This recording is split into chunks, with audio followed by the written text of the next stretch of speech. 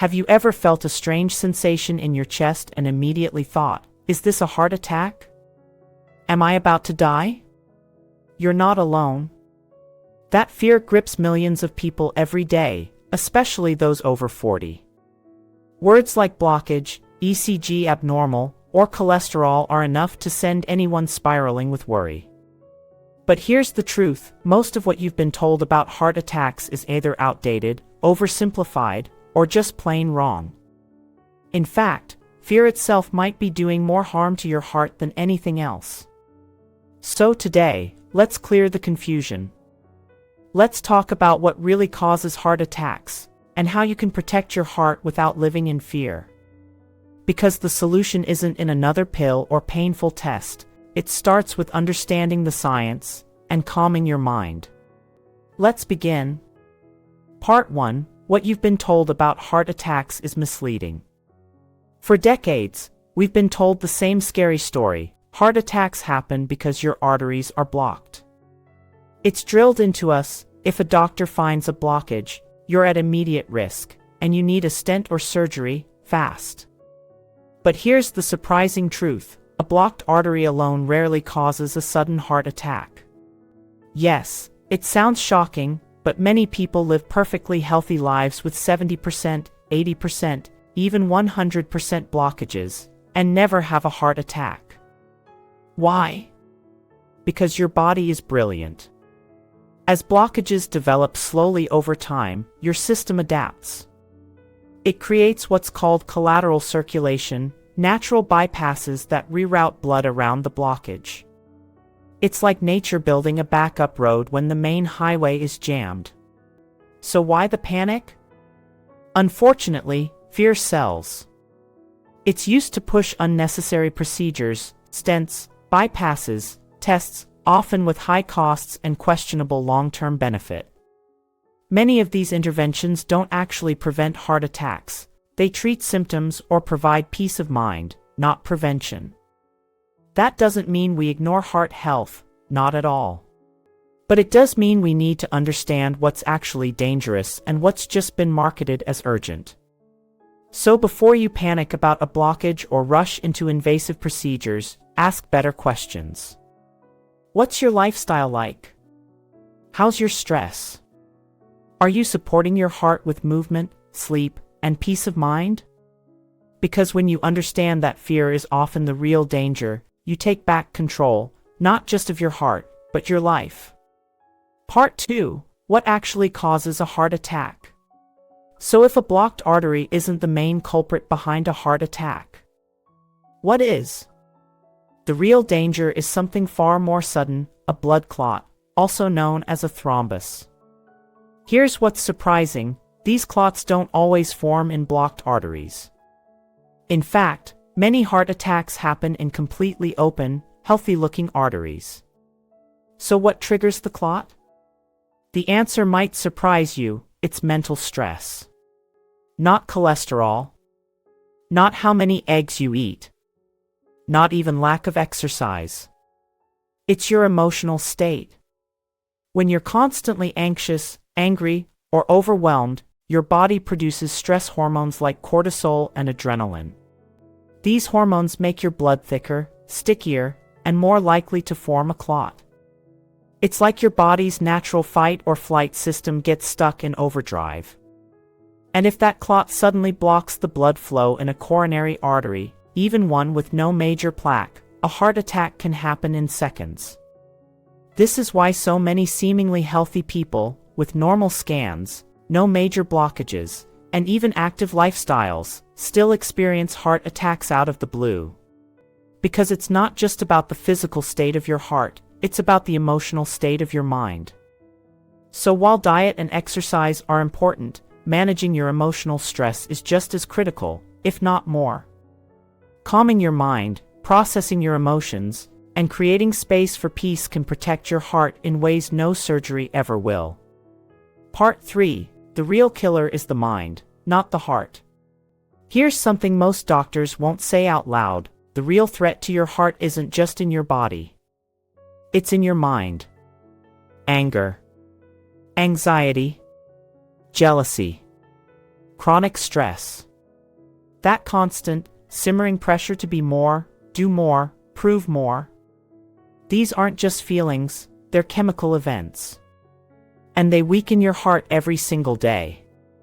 You see, when you live in a state of emotional tension, your body responds like it's under attack, constantly releasing stress hormones like cortisol and adrenaline. Over time, this leads to inflammation, high blood pressure, insulin resistance, and, most dangerously, blood clots. And as we just discussed, clots are the real trigger behind most heart attacks. Negative emotions don't just make you feel bad, they literally change the chemistry of your blood. They turn your internal environment into one that's more likely to form a clot, more likely to damage arteries, and more likely to shut down your heart when you least expect it. Now here's the good news. A peaceful, resilient, emotionally balanced mind is more powerful than any pill. People who practice calm thinking, forgiveness, gratitude, and compassion show better heart function, fewer arrhythmias, and lower risk of cardiovascular disease, even if they don't follow a perfect diet or gym routine. Your thoughts and emotions directly impact your cardiovascular system. So if you're serious about protecting your heart, start here, clear your mind. Release resentment. Learn to breathe, pause, and respond, not react. Because no surgery can fix what emotional stress silently breaks. Part 4. What science now knows about blocked arteries. We've all been conditioned to panic when we hear the words, "You have a blockage in your artery." But here's what recent science and long-term studies have revealed, and it changes everything. Heart attacks rarely occur at the site of a blockage. In fact, they often happen in open arteries where a sudden clot forms out of nowhere. That means the blockage your doctor finds in an angiogram may not even be the area at risk. It's like discovering that the traffic jam wasn't on the blocked road, it was on a road that looked clear just moments ago. Why does this matter? Because it proves that treating a blockage, with stents, surgery, or drugs, isn't always necessary to prevent a heart attack. In many cases, these procedures are used to treat chest pain or provide short-term relief, not to save lives. And yet, people are rushed into invasive treatments every day, often driven more by profit than prevention. Hospitals, insurance systems, and pharmaceutical companies make billions from fear-based decisions. But science is finally catching up. More cardiologists are now admitting that not every blockage needs fixing. Sometimes, the best medicine is lifestyle change, emotional balance, and reducing inflammation, not a surgical intervention. So next time you hear blocked artery, take a deep breath. Ask the right questions. Is this blockage truly dangerous? Are there signs of active damage, or is it stable? Because blindly fixing something that isn't broken, or isn't causing harm, might not be healing. It might just be business. Part 5, Sudden Death versus Heart Attack. Know the difference. Now here's something many people confuse, and it's critical to understand. A heart attack is not the same as sudden cardiac death. A heart attack happens when blood flow to the heart is blocked, usually by a clot.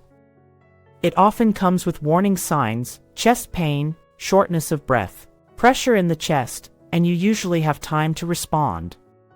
Sudden cardiac death, on the other hand, is exactly what it sounds like, sudden, with no warning. The person collapses, loses consciousness, and unless revived within minutes, the heart stops for good. And here's what may shock you: sudden death often happens in younger people, those who seem fit or healthy. It's not caused by clogged arteries. It's caused by an electrical malfunction in the heart. Think of it like faulty wiring in a house. The structure may look strong, but one loose wire can trigger a fire. In the heart, that loose wire might be caused by excessive alcohol or stimulant use, energy drinks, dehydration or electrolyte imbalance, high stress, genetic rhythm disorders. These factors can disrupt the heart's electrical system, leading to fatal arrhythmias. And here's another myth buster: just because you have some plaque in your arteries doesn't mean you're headed for sudden death. Many older adults have arterial plaque and live long, healthy lives, because the plaque isn't the problem, it's the clot or the rhythm that becomes deadly. Understanding this distinction helps you take better control. It's not about obsessing over blockages. It's about taking care of your nervous system, emotional health, and lifestyle habits that affect your heart's rhythm. Part 6: How to Stop the Fear, Practical Mental Shifts. By now, you understand something powerful: fear doesn't protect your heart, it harms it. When you live in constant anxiety about your heart, every little sensation becomes terrifying. A skipped beat, a tight muscle, a sudden flutter, your brain instantly screams, "Is this it? Am I having a heart attack?" But here's the truth: fear increases your risk. Calm reduces it. Your nervous system is directly connected to your heart.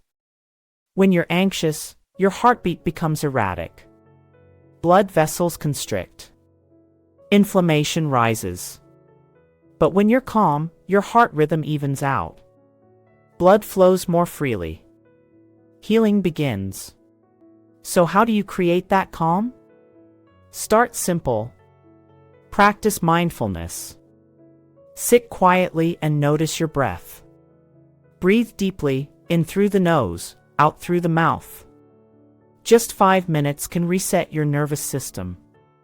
Meditate daily, not for perfection, but for presence. Even guided meditations work wonders. Most importantly, learn to observe, not react. Not every twinge means danger. Not every worry deserves attention. Say to yourself, "I trust my body to heal. I nourish my heart with calm. My body knows how to protect me, and I choose peace." Fear thrives in uncertainty. But the more you understand your heart, and how emotions influence it, the more grounded you become. You stop overreacting, and start responding. You begin to live again, not from fear, but from wisdom. Part 7: What actually helps prevent heart attacks? So after everything we've explored, you might be wondering, what actually works to prevent heart attacks? Here's the truth: it's not just about your cholesterol numbers or your gym routine. The real formula is much simpler and more powerful: healthy mind equals healthy heart. Let's break it down. First, avoid processed foods as much as possible, the packaged, artificial stuff that inflames your system.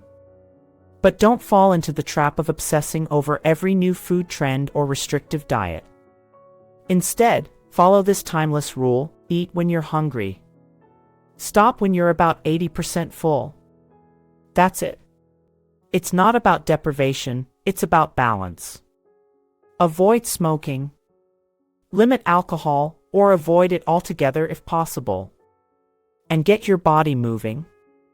Not for weight loss, but for circulation, energy, and joy.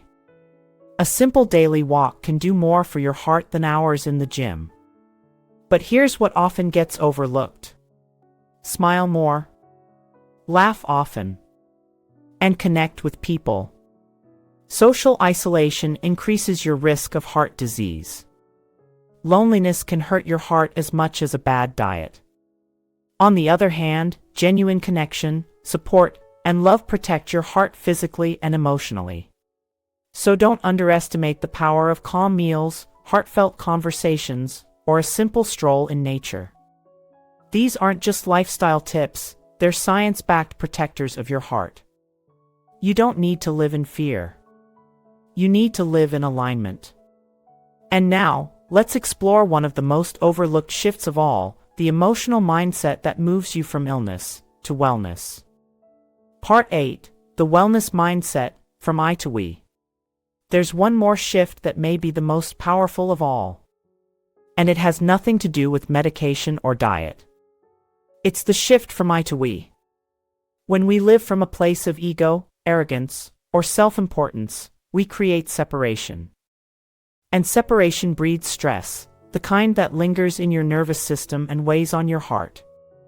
The mindset of "do you know who I am" only leads to tension, loneliness, and emotional isolation.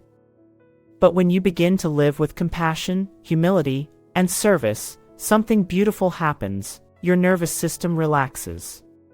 Your heart rate stabilizes. Your body enters a healing state. Why? Because we're wired for connection.